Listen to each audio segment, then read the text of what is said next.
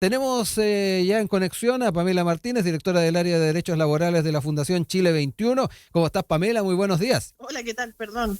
No te preocupes, ahí ya te tenemos obviamente conectada para que podamos conversar un poquito en torno a estos temas. Yo ya estaba dando ahí un contexto de lo que se ha dado en torno a esta tensión entre Frente Amplio y Socialismo Democrático a propósito del tenor de algunas de las piezas que se han presentado en la franja por parte del candidato Gonzalo Vinter y que vienen a traer nuevamente a la discusión el debate en torno a los 30 años de la concertación, lo que tiene que ver con algunas figuras que aparecieron en esta franja, que van a ser retiradas, al menos por lo que dijo Constanza Martínez, pero también lo que va de la mano con esta mesa del poder que aparece en esta franja y que de alguna manera muchos se sintieron aludidos en ese sector.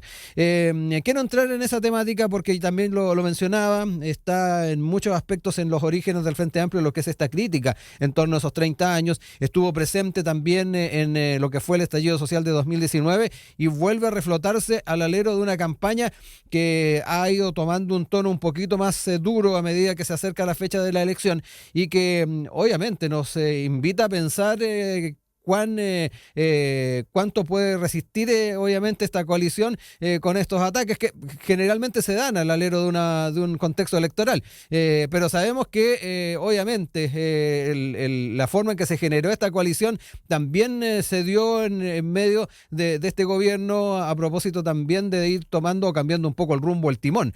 Me quedo contigo, Pamela, para que hablemos un poquito de eso porque yo creo que van a seguir apareciendo este tipo de cosas de aquí al 29. Claro, ¿aló? ¿Sí me oyen bien? Sí, te escucho perfecto. Vale. Mira, yo creo que estas son cuestiones que son típicas de este tipo de campañas de primarias, ¿no? Uh-huh. Había que poner tensión y creo que también quien primero plantea esta tensión es el no vocero, o el vocero retirado de la campaña de la candidata Carolina Toa, Óscar Landerreche, Landerreche, ¿no? sí. Y ahí comienzan, digamos, estos fuegos cruzados que a mí me parece que está bien, porque lo que se está definiendo finalmente es quién va a dirigir y va a comandar a la izquierda y la centroizquierda en la elección presidencial.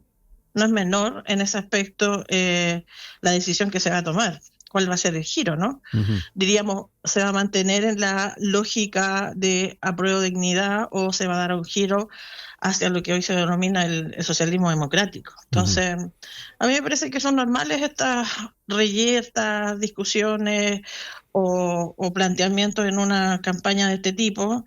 Lo importante, pienso yo, es el día después y las lealtades, digamos, de respetar el resultado, sea quien fuere que gane, y ponerse detrás de la persona que va a comandar esto. Yo creo que ahí es donde está lo importante, y ahí es donde yo sí que pienso que fue un error, que es lo que planteó el señor Landerreche en el sentido de poner en duda aquello. Yo creo que eso ha sido, digamos, de lo más delicado en la campaña. El resto de reyertas dentro de la misma fecha de campaña no le veo tanta complicación. Sí, a poner entredicho, digamos, los compromisos. Y ahí donde yo creo que es la fuente de todo este conflicto. Sí, el tema de los compromisos a uno le genera obviamente la impresión de que esto se llegó a plasmar en una primaria porque hubo conversaciones, hubo acuerdos y también intención de seguir adelante en este camino por parte de quienes forman parte de los distintos partidos que están al menos disputando esta primaria. Pero también no es menor recordar la forma en que se fue gestando además esta alianza en la mitad del actual gobierno, obviamente como decía para cambiar el rumbo, ir tomando tal vez nuevos caminos a lo que se había planteado en un principio por el programa del presidente Gabriel Boric e introduciendo estas figuras que vienen desde la antigua concertación, que a uno también lo invita a pensar cuán permanentes pueden ser estos vínculos a la luz de estas miradas que tú también mencionabas de Óscar Landerreche, por ejemplo, que ponen un poquito ahí en duda si es que hay sectores de algunos de los partidos que se van a cuadrar efectivamente con la candidatura que salga electa de esta manera. Y obviamente lo que decías tú, post 29 de junio, si estos vínculos que se generaron por necesidad en muchos aspectos durante este gobierno, van a poder mantenerse y afianzarse. Es una gran apuesta y una gran pregunta que surge, Pamela. Eh, ¿Hola? Sí, te ¿Sí? escucho. Sí, claro, que ese es el punto al final Mm, del día, ¿no? Eh, eh, ¿Qué capacidad tiene la actual alianza de gobierno, pegoteada, mm, digamos, después de de la primera vuelta y del triunfo del presidente Boric? ¿Qué capacidad hay de realmente construir una coalición que sea lo suficientemente amplia y, por otro lado, que dé gobernabilidad y que sea capaz de fijar un rumbo? Y en ese sentido, todas estas posturas que están planteando alguna especie de crítica respecto al estallido o están fijando en determinados sectores, digamos, todo aquello que ocurrió en el estallido social, a mm. mí me parece que es un revisionismo que no tiene mucho sentido en esta altura del partido, digamos. Estamos hablando de 6 años después, después de procesos constitucionales fracasados. No hay que olvidar que Ujú. esto se condujo por la vía institucional, por la vía de un plebiscito, fue el acuerdo por la paz, ahí estuvieron la mayoría de las fuerzas políticas y las que no estuvieron se subieron posteriormente. Y además hubo un segundo proceso, que esto también llama la Sí. atención, ¿no? Un segundo proceso fracasado que esta vez fue comandado por los sectores que hoy día están liderando y que han liderado y comandado los sectores conservadores en el país, son, digamos, sectores que se denominan de ultraderecha. Entonces, eso es lo que a mí me llama la atención, que se está haciendo este revisionismo y esta crítica sin mirar todo el proceso y donde al final del día lo que aquí hubo fue, eh, llegamos a un estallido producto también por la ineficacia de un gobierno Mm. y por la falta de gobernabilidad de ese gobierno determinado. Entonces, no se mira tampoco el giro que planteó este propio gobierno respecto de las posibilidades que tenía de gobernar con el programa original después del plebiscito. Sí. Entonces, ha pasado mucho agua bajo el puente como para estar haciendo este revisionismo y poner además diríamos, todas las responsabilidades en un sector cuando el origen del estallido es producto de la ineficacia del sector gobernante del momento, que tuvo que salir al rescate, es la oposición en un acuerdo institucional, para después, posteriormente, conducir este proceso. O sea, en ese aspecto, yo creo que flaco favor le hizo un daño profundo a la campaña de Carolina Toa, los dichos de este señor, Mm. y creo que eso le está pasando factura respecto de digamos, posibilidad de liderar el sector en esta primaria y de ganarla, digamos. Ujú. Digamos, esa es en mi opinión al respecto. Sí. Oye, Pamela, también mirando un poquito hacia el junio, más allá, como decías tú, de estas reyertas elementos que además desde la perspectiva de prensa también se elevan más para obviamente ir dando un poquito más de condimento a lo que es esta elección, que eso también es bastante habitual. Reitero, volviendo a lo que es el escenario que se puede ir configurando post 29 de junio, y yendo también a lo que son las propuestas que hemos estado siguiendo, no solamente en los debates, sino que además también en la franja que se ha estado llevando a cabo en televisión desde la semana pasada. ¿Por dónde crees tú también que están las claves a la hora de ir generando una propuesta conjunta? Al menos en lo que hemos observado en los debates, en los temas de seguridad, hay algunos matices respecto, por ejemplo, a lo que ha planteado Carolina Toá y la visión crítica que han hecho presente algunos otros candidatos. Particularmente ahí ha estado un poco la pugna entre Janet Jara y Carolina Toá. Pero me da la impresión de que hay otros elementos donde hay bastante consenso en las cosas que se van a llevar adelante de aquí en más con la propuesta programática que surja para la primera vuelta en temas en el ámbito laboral. Se me ocurre que se va a estar siguiendo mucho lo que ha estado al alero del trabajo del actual gobierno, en lo que tiene que ver también con temáticas medioambientales que también han estado presentes en la franja. Pero no sé también si, además a lo que yo te he mencionado, Pamela, ¿qué otros elementos crees tú sería importante ponerle ojo y que eventualmente pueden generar consenso a la hora de buscar que ese pegamento para esta coalición sea un poquito más fuerte, que genere un poquito más de cohesión? ¿Cómo lo ves tú? Bueno, ¿se me oye? Perdón, creo que estoy en...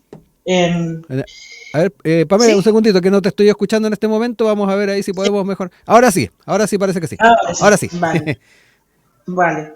Bien, es que ese es el punto, Mm, ¿no? Yo creo que es importante este debate de la primaria para el efecto de determinar la orientación estratégica y la orientación política de la coalición y si se puede formar una coalición. Porque exacto. hasta ahora ha sido una cuestión, como les planteaba, Mm, de necesidad a partir de un triunfo. No hay que olvidar que el presidente Boris salió segundo en la elección ujú. anterior, En la primera en la vuelta. primera vuelta. Mm, Luego fue una remontada, y en la historia es bien difícil repetir lo que hizo el presidente Boric en el sentido de generar esa remontada, que también tenía que ver con el temor a la llegada de una persona que en ese minuto estaba diciendo que quería revivir centros de detención clandestina. No sé si se mm, recuerdan, sí. ¿no? En un debate en la radio aquí, cuando le pregunta el periodista Mm, Ramón Ulloa sobre eso, y él lo dice. Entonces, eso generó un temor en la población. Ahí también la estrategia del candidato de hoy día no meterse en esas temáticas. mm, Y, y yo diría que el desafío es, en primera vuelta, yo diría es tratar de recuperar el primer lugar para mm, pasar a segunda vuelta. claro. Y para eso tiene que haber una coalición que más o menos tiene claro los ejes estratégicos respecto a lo que quiere hacer. ¿Ah? Y yo diría también que otro problema ahí es volver a la concertación. Yo creo que las nuevas generaciones, primero, la mayoría estaban haciendo en esa Sí. época, y segundo, los que la vivimos y siendo jóvenes, la concertación, creo que fue una época que hay que mirar con perspectiva histórica, pero en ningún caso repetirla, Ujú, porque estuvo muy, digamos, limitada por las posibilidades del sistema institucional y muy limitada también. No hay que perder de vista la mitad del tiempo que la concertación estuvo gobernando, estuvo Pinochet claro. como comandante en jefe.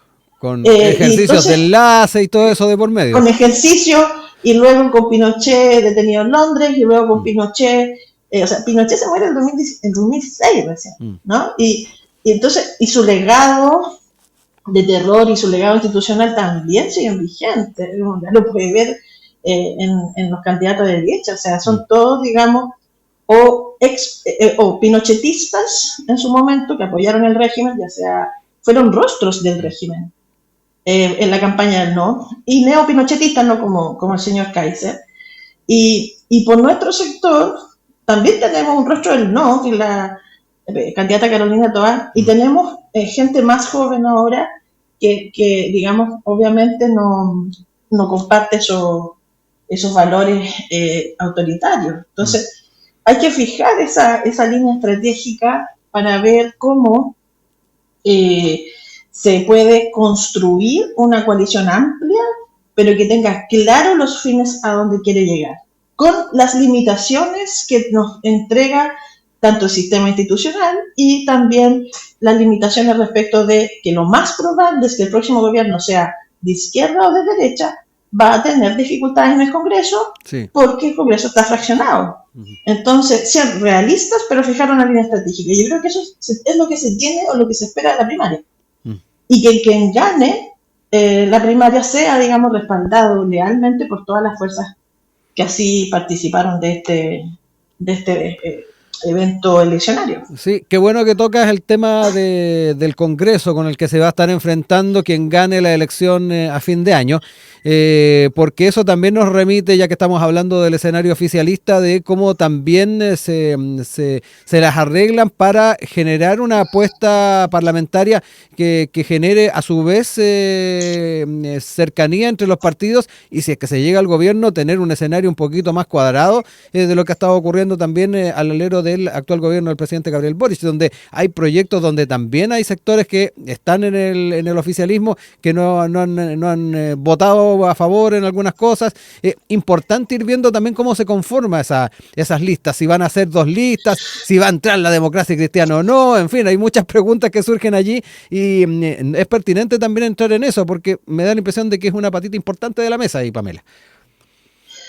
O sea, yo creo que la pata más importante de la vez es precisamente esa, Mm, la conformación de una lista única, en un sistema proporcional, la división se paga. Sí. Porque con el sistema de Hunt y los que acumulan mayor cantidad de votos son los que logran sacar más congresistas. Y eso es así. Entonces, en vista además de una oportunidad bien interesante que es la derecha va a ir fraccionada. Sí. Eso ya es un hecho. Y por lo tanto, eso es un hecho. Va a ir fraccionada y eso, digamos, es una oportunidad para el sector progresista de unirse y digamos, mejorar sus resultados y ser eficientes en los resultados. Pero obviamente que eso requiere generosidad. Ahora, la entrada de la democracia cristiana realmente es un caso aparte. Si hay un partido que ha hecho todo mal en esta pasada, han sido ellos. O sea, no, tenían un candidato, lo bajaron, luego apoyan a una candidata sin que puedan, digamos, participar de la primaria, porque llaman a respaldar a Carolina Tobar y luego dicen, claro, sus militantes ni siquiera pueden votar, porque no echaron a la primaria. Claro. Está muy disminuido, además, rostros demócratas cristianos históricos están ya apoyando directamente a Evelyn Matei. Pero que se fueron amarillos, por ejemplo. Que se fueron amarillos, claro, aunque han renunciado algunos, sí. Pero... y ahí tenemos también la orfandad de demócratas, ¿no?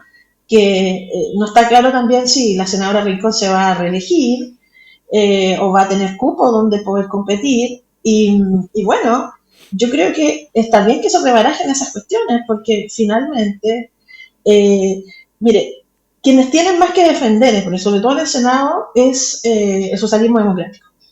En todas las regiones que están en elecciones van con personas que ya no van a ser candidatos y que tienen que revalidar con otras personas. Entonces, necesariamente, y aquí hay una cuestión de realidad, el Frente Amplio va a salir con más poder que el que entró al gobierno, independiente si lo gana o si hay continuidad, porque en el Congreso sí o sí va a aumentar su representación y eso se va a consolidar, lo más probable. También el Partido Comunista tiene que defender, pero tiene posibilidades de crecer. Entonces, el problema está en el socialismo democrático. Si ellos son capaces de plantear un proyecto que no sea mirar al pasado, que no sea andar pegándole coscachos a los compañeros, no sé si me explico, sí. Que sea un proyecto convocante, y eso es lo que debería representar, en ese sentido, en la propuesta de Carolina Tobar, y creo que no ha logrado, en ese aspecto, construir ese imaginario, ese relato de que con esta conducción del socialismo democrático podemos llegar y se puede, digamos, sí. Representar a las personas que están pidiendo cambios, conforme lo ha dicho el último estudio del PNUD, ¿no? Dice, la voluntad de cambio y de transformación sigue vigente. Y si no logra traducir esa voluntad de cambio, obviamente se lo arrebata los sectores que han promovido esa voluntad de cambio desde los últimos 6 años, 7 años. Ya son las 9 de la mañana con 42 minutos de regreso acá en Enlace USACH y seguimos junto a Pamela Martínez, directora del área de Derechos Laborales de la Fundación Chile 21, tocando los temas que tenemos propuestos para el día de hoy, y nos vamos a quedar ahora con lo que es esta indagatoria de la Fiscalía en torno a el gobernador de la región metropolitana, Claudio Orrego, que a raíz de un informe de la Contraloría que evidenciaría que el gobernador habría destinado fondos públicos a una asesoría que presuntamente tuvo por objetivo favorecer su reelección, ha tenido distintos momentos, la entrega de los elementos electrónicos, teléfono, computador del gobernador a la Fiscalía, también lo que tiene que ver con la entrega también de estos elementos a algunos funcionarios, la salida además de Mayuri Reyes, quien era jefa de la División de Presupuesto e Inversión con AGEM, particularmente al alero del GORE, y Y quiero quedarme un poquito más allá de la investigación, Pamela, porque sabemos que aquí hay una investigación, hay supuestos, ¿sabes?, que se están investigando por parte de la Fiscalía.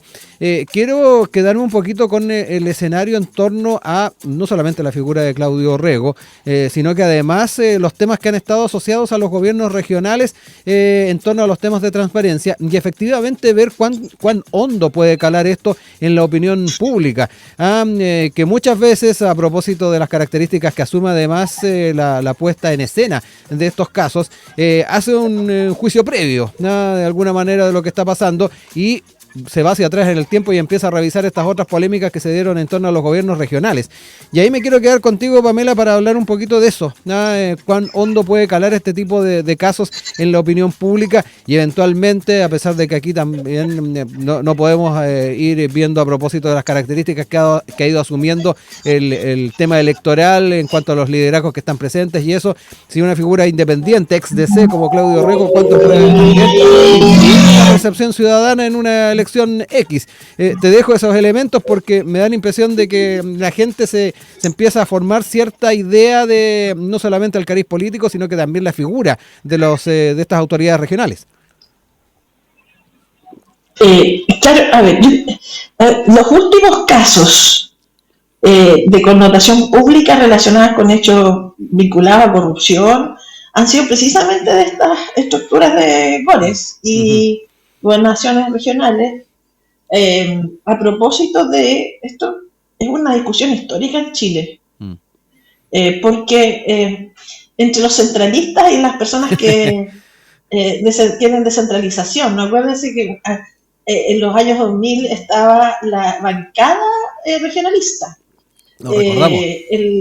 Sí, claro, y fue muy potente en su momento, ¿no? De hecho, estaba el actual ministro de Agricultura, lideraba esa bancada, ¿no? Sí. Esteban Valenzuela, cuando era diputado. Exacto. Hoy día hay un partido, ¿no? El Partido Regionalista Verde Social, ¿no? Sí, donde está el candidato Mulet. Que tiene su candidato Mulet. Por lo tanto, siempre ha sido una aspiración de las regiones el poder contar con mayor autonomía, poder manejar sus presupuestos y definir el futuro de sus territorios. Y eso ha estado siempre en tensión con el centralismo, que además tiene lógica, porque lamentablemente en Santiago, yo siendo una persona de región, están concentradas las capacidades. Había una cifra de la otra vez que a mí me llamó mucho la atención. ¿Cuántos doctorados había por comuna en el país? Ya. Y el 90% de las personas con estudios de posgrado y doctorado estaban en las 3 comunas de Santiago, vivían ahí. Elocuente. Elocuente total, y en regiones muy poco, muy poco, incluso dentro de Santiago, obviamente en zonas más periféricas. Claro. Entonces, las capacidades técnicas, las tomas de decisiones y todo en un país como está organizado Chile, están a nivel central. Y este esfuerzo que se realizó, que venía, insisto, con esta bancada regionalista histórica, se vieron concretados en el gobierno de la nueva mayoría. Y que creó esta figura del gobernador regional, trasladó algunas competencias, pero todavía sigue siendo a medio camino, se viene a la chilena, digamos, ¿no? Sí. Como vamos de a poquito entregándole y viendo cómo funciona. Entonces, lo que tenemos que tener en claro es que estas organizaciones, estas estructuras institucionales son muy débiles. No cuentan con mayores plantas funcionarias, y por lo tanto, por eso también se planteó esta idea de traspasar la fundación y que por ahí pudieran operar y pudieran aplicar la política pública. Entonces, de partida tenemos que tomar una decisión seria de transferir competencias a las regiones, pero dotarlas de capacidad, y para eso también tiene que ser atractivo para las personas, sobre todo directivos, etcétera, de asumir la tarea de irse de Santiago. Sí. Entonces, eso hay que incentivarlo. Si no lo incentivamos, y digamos, las mismas faltas de capacidad que tienen algunas regiones, digo, capacidad técnica para administrar recursos, para poder ejecutar políticas, se está trasladando a esta organización. Entonces, yo creo que aquí hay un problema estructural de la indefinición respecto de qué regionalismo o qué región o cómo vamos a fortalecer el proceso de regionalización, primero, y en segundo lugar, tenemos que dotarla de capacidades y de estructuras institucionales más sólidas.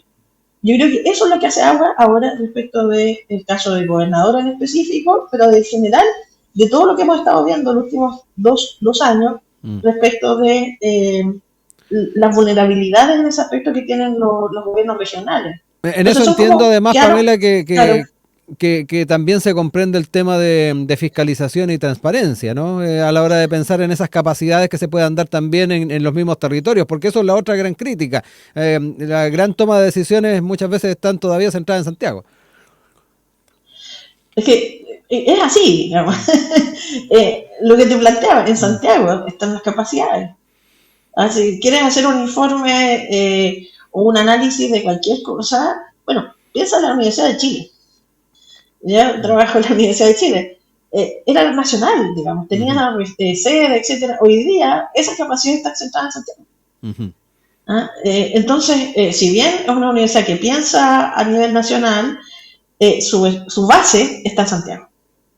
Entonces, ahí uno ya ve, y las universidades regionales no logran, y es una cosa, hay gente muy valiosa en las universidades regionales. Yo estudié en la Universidad de Talca, que es muy importante en la región, pero lograr posesionar esas universidades a nivel nacional o que tengan impacto sus análisis, sus estudios, es muy complejo, muy complejo. Pensemos ahora, desde ahí entiendo, leí una noticia el otro día, está vendiendo sus sedes regionales para poder financiar su crisis.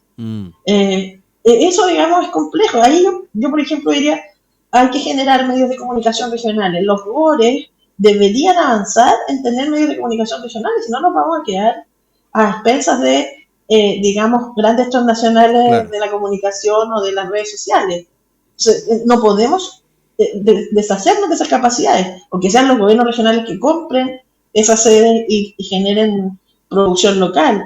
Pero, claro, para eso, insisto, hay que tener capacidades y transferir esas competencias. Y eso es la decisión que todavía el Estado y el Congreso no toman esa decisión. Ha sido muy tibia la regionalización.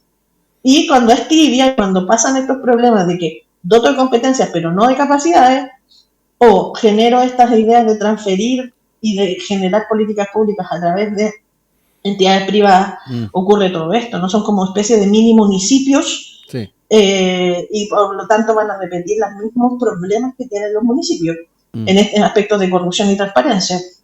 Bueno, en algún momento se pensó también en estas figuras como alcaldes mayores. No sé si te acuerdas, Pamela, que cuando estábamos recién dando esos primeros pasos en cómo íbamos a conformar esta nueva institucionalidad, se las comprendía como alcaldías mayores y con relación también con los municipios particularmente. En este sentido, y a propósito de tu reflexión, Pamela, y lo que estuvimos conversando en el bloque anterior, me da la impresión de que ahí también hay un elemento importante a tener en cuenta en torno a las propuestas que vayan surgiendo por las distintas candidaturas. De qué manera dotar de estas capacidades y, ¿por qué no?, ya de frentón entregar mayores, particularmente, opciones de atribuciones a los gobiernos regionales que todavía están pendientes. La pugna ahí con las delegaciones sigue estando presente sí o sí, pero me da la impresión de que por ahí hay un elemento importante a sacar de punta al alero de lo que va a ser la primera vuelta. No sé si hay otros sectores más conservadores que van a estar más abiertos a hacerlo, pero al menos, ya que estábamos hablando de las decisiones que se tomen por parte de la candidatura que pasa a primera vuelta del oficialismo, tal vez por ahí hay un buen hilo a seguir. Y que había una histórica también propuesta, ¿no? Entiendo que nació de la Corfo en algún momento, de crear estas macroregiones. Ah, sí, me recuerdo. ¿No? La macroregión norte. Creo que Ricardo Lagos lo planteó también en algún momento. Exacto, sí, en su mandato. Claro, que puede tener más sentido también, porque lo otro que hemos ido haciendo, como no hemos tomado la decisión estratégica como país de cómo nos organizamos en este aspecto, como, bueno, en muchos otros, lo que ocurre es que hemos ido haciendo mini regionalizaciones. Yo soy de Chillán y históricamente se levantó la idea de que fuera región. Bueno, se creó la región del Ñuble, ha sido importante durante el gobierno de la presidenta Bachelet, pero inmediatamente que se crea es la región más pobre del país. Entonces, ¿qué sentido? O sea, tiene costa y no tiene gobernación marítima. Por ejemplo, entonces, y muchas de las competencias o de la institucionalidad sigue estando en Concepción, algunas cosas, digamos. Entonces, si no vamos a tomar esto en serio, vamos a seguir teniendo estos problemas. Esa es mi percepción. Ahora, ninguna candidatura, fíjense, he visto la franja electoral, he leído sus declaraciones, he visto un par de debates televisivos, y ninguna habla, o sea, el tema de la regionalización no está, excepto obviamente por el candidato que es del Partido Regionalista Verde Social, y porque es de región, de Vallenar, también una zona bien golpeada en el sentido medioambiental, y por lo tanto yo no veo que esté esa temática presente, ni en las candidaturas más conservadoras, ni en las candidaturas progresistas.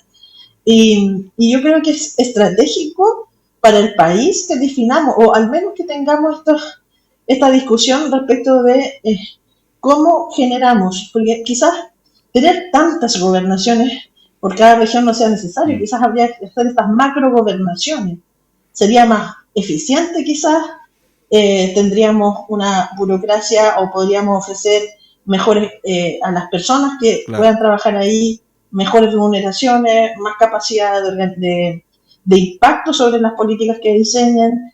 Yo creo que eso es una tarea pendiente. Bueno, Pamela, obviamente vamos a ver si muchas de esas cosas se van recogiendo al alero de lo que van a ser también las campañas, y más aún cuando nos encontramos con estos casos de los que hemos estado hablando, donde están en entredicho al menos ciertas figuras de carácter regional, el poder ir entonces afinando un poco su característica, sus capacidades, y eso también puede ir cambiando tal vez la mirada que muchos ciudadanos tienen de esta regionalización. Pamela Martínez, directora del área de Derechos Laborales de la Fundación Chile 21, ha estado con nosotros el día de hoy. Un abrazo, Pamela, muchas gracias, nos reencontramos pronto. Vale, muchas gracias a ustedes. Chao, chao.